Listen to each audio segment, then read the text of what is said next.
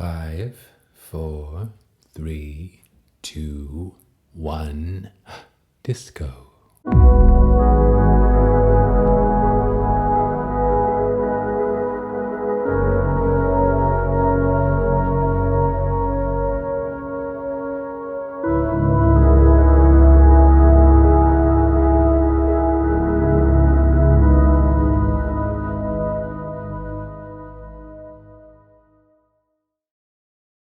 Hello Sagittarius, welcome to your horoscope for the full moon in Virgo.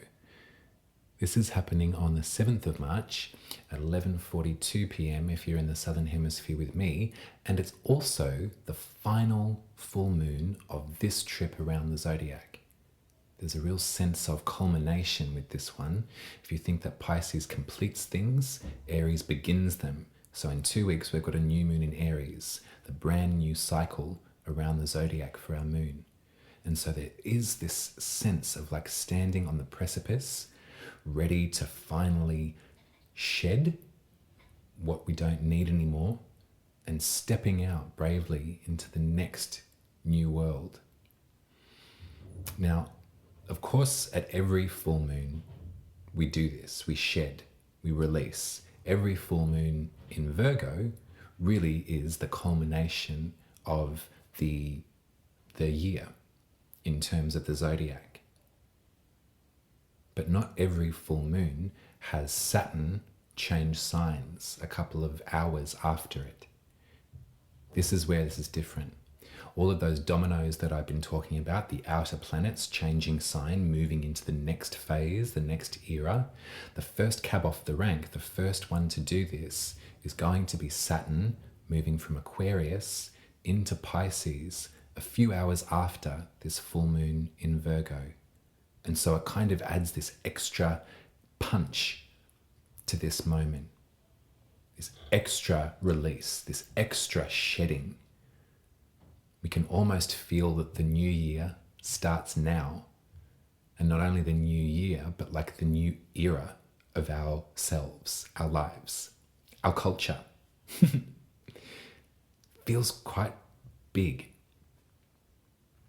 So let's have a think about Virgo first and where that plays out in your chart. And then we'll swap it out and we'll go back to Pisces, because this is the area that's going to receive this new cycle, this new Saturn cycle. So Virgo for you is your 10th house, which is your most public self, Sagittarius. It's your career and your legacy. And so if you think about this in terms of the Hermit being big Virgo energy in the tarot, then doesn't take a lot of translation to recognize that the work that you do, what you hope to be known for, your career, your legacy, has a great deal to do with solitary study, with kind of this feeling of being like a lone ranger, but this kind of absorption and translation of spiritual lessons into skill, into practical skill. At a full moon, we get to release. So we get to think about our 10th house up until this point. We get to think about our most public self, what we're known for, how we're perceived in the world, and really like shed, let things drop away, let the insecurity drop away, or let that crappy idea that we say to ourselves that we at this age and at this stage in our lives we should be here. All of that can get sucked up the vacuum at this full moon. And probably another thing to do would be to celebrate where you are at this point in life, at this moment, this second. Really look back at what you've achieved so far and like be proud, marvel at what you've managed to do, what you've managed to put together, how you've kind of made sense of all of this mumbo jumbo. So that's the full moon. It's nice for you as well, Sagittarius. So every full moon in Virgo, at the end of every cycle around the zodiac for the moon, the last cab off the rank, the last hurrah will always be your 10th house. It will always be, okay, so this is how I'm publicly perceived. This is my career, my legacy to this point. I'm going to let go of all of that emotion that has little to do with encouragement and more to do with disappointment or with anxiety. You can just kiss goodbye, be like, I'm doing really well. I'm doing this all for myself, by myself, self-made, incredible. What's the next phase of this? How can I move this through? Now let's take our... Actually, before we do that, I want to show you the tarot card for 16 degrees of Virgo as well. I think it's a nice one to relate to your 10th house. So the sun's at 16 degrees Pisces, the moon's at 16 degrees Virgo, and the card for that is the 9 of Pentacles. So there's an autonomy here. There is a moment of reflection too, of pride. Pride in hard work, pride in one's own rhythm, the way that you kind of front up and show up for your own schedule, you know? I get this real strong feeling of sort of like, you know, I don't have much, but what I've got is all mine, and I worked really hard for it. Simple, beautiful, you know, like look around and look at what you do have and be thankful for, you know, that internet connection or that that cold glass of beer after a hard day sweating, you know, whatever it is that you just be like, I'm doing really well. Whenever there's a full moon in Virgo, I always want you to think to yourself, the 9 of Pentacles, you know, God, I've been working hard for my money. I've been working hard for my legacy. The folks that will remember me will remember that I was doing it to share around, to spread around. I was doing it to help out as best I could. I was learning as much as I could. I was chasing this dream, that dream, the other dream, putting them all together so I could be some sort of example, so I could prove to folks that I care about that they can do it too. That's a nice thing to think about, Sagittarius. But now let's have a little remembrance of Pisces. So Pisces for you is your 4th house. Your 4th house is your root system, your home, your privacy. And I think if you remember 2 weeks ago, we were talking about this idea of sort of assessment. At the new moon in Pisces, we were thinking to ourselves, well, is this a good home base for me? Can I be myself here? Can I grow and create and feel welcome in this space, in this environment? Or do I need to make a change? Do I need to shift from this into somewhere that is safer, that is beneficial, that does have maybe a bit more room for me to grow my roots even further? And so Saturn moving from Aquarius into Pisces, there's lessons here. I want you to think about March of 2020, which is when Saturn entered Aquarius, and everything that we've come to learn about ourselves and other people over that time. Everything that we've come to learn about tests and restrictions and boundaries and limitations, lessons. There's been a lot. You don't have to think too far. And so this moment of Saturn teetering at 29 degrees of Aquarius, about to plunge into Pisces, where some of those boundaries may get a little eroded, you know. But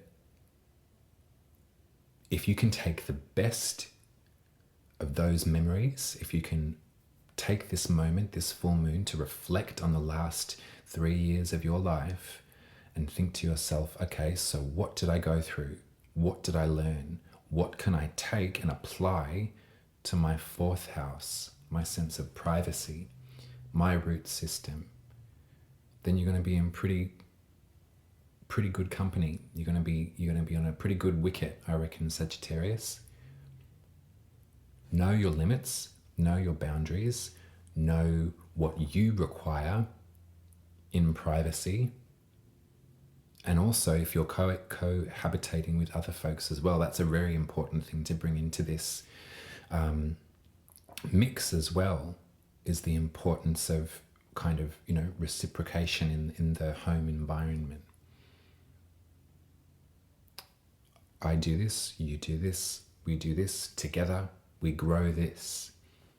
With both of our hard work, we can have something really, really wonderful, and a place that's going to hold us and keep us safe, and also allow us those private moments when we aren't so public.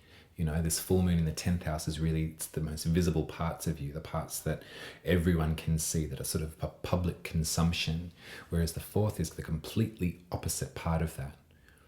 The 4th is the private parts that only a few get to see, and some people no one gets to see.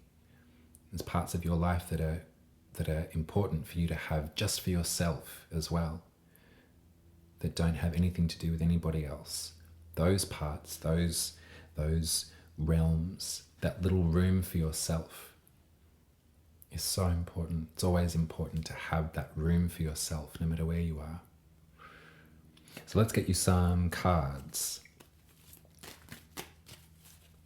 There's some nice things going on in Aries too, as sort of like a prelude to the new moon.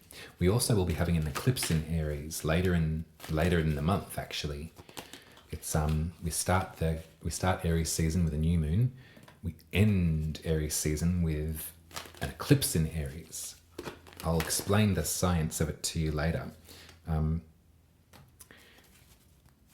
But there's going to be shedding that occurs here. There's going to be things that sort of materialize and happen kind of without our involvement as well. And so for you, Sagittarius, Aries is your 5th house, your house of individual self-expression. I like this a lot. And I think that if we look at the conjunction between Jupiter and between Chiron, the wounded healer, and Chiron is your, namesake really. The centaur Chiron can really be sewn in and stitched into the principles of having a Sagittarian soul, that wounded healer, the one that goes out and seeks out knowledge, fills up their brain with tools to heal others, and has maybe a bit of a difficult time tending to themselves. Well, Jupiter is making a conjunction with Chiron in Aries on the 13th of March, I think. So there's going to be a nice, sweet moment to be able to salve some reluctance that you may have around expressing yourself, then to move into Aries season, where we get to activate that part of you, your individual point of light. What do you have to say, specifically just you alone? How are you creating from that point of view? The tarot cards I got are pretty Aries, I might say. We're starting off with the Emperor, which is Aries energy in a tarot card. This is someone who is completely self-contained and confident and grounded in their knowledge, in their convictions. They've got the confidence of their convictions to move ahead. Maybe this is something to do with 5th house for you, Sagittarius. I like this, if we can sort of linger over that moment a bit more on the 13th of March of Jupiter conjoining, coming into protection of Chiron. There may have been limits to the way that you felt that you could maybe express yourself from your point of view over these last years. There may have been an extra emphasis on maybe your role as a caretaker, who you were providing for, who you were looking after. Perhaps you were overly concerned with the state of the world and who's going to take care of all of us. Well, can't be you alone, and the way that you can contribute is by expressing yourself, by telling us how you see things from your perspective. How do you create? How do you make art, magic, whatever? I got the Queen of Pentacles and then the 4 of Pentacles. And this is sort of saying to me again that kind of feeling of like, I don't have much, but I'm proud of what I've got, and I worked very hard for it. This is mine, and this is my values, My Way of Living, as Joan Crawford once said. That was the name of her book, actually. Joan Crawford has an incredible book called My Way of Life. It's worth a read. Anyway, that was not important.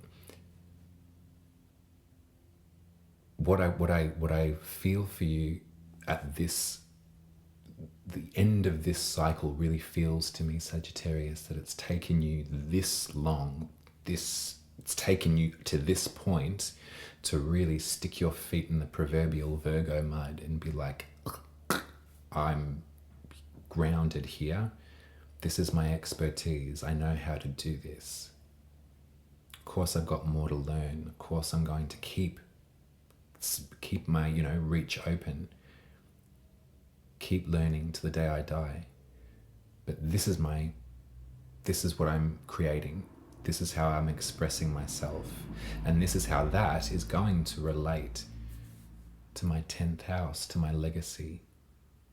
This is what I'm going to leave behind.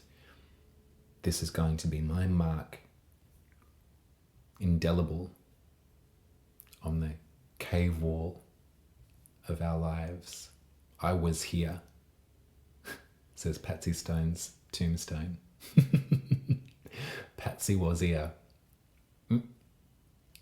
You were here too, Sagittarius. You're still here. That's awesome. Keep going. Keep going. And let's allow the last bits of Pisces season to wash over us. Let's allow this focus on your 4th house to really kind of come back into the spotlight a little bit.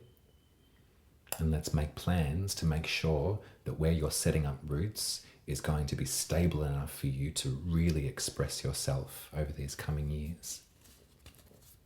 All right, that's your reading. Much love to you, Sagittarius. Get your chart read by me if you haven't already at umaruby.com. You can always put some money in the tip jar too at buymeacoffee.com/umaruby. I'll be speaking to you in 2 weeks for that new moon in Aries, which is the beginning of a brand new cycle for all of us. One domino down, more to come. So I'll be explaining all of that to you soon. I love you. Bye.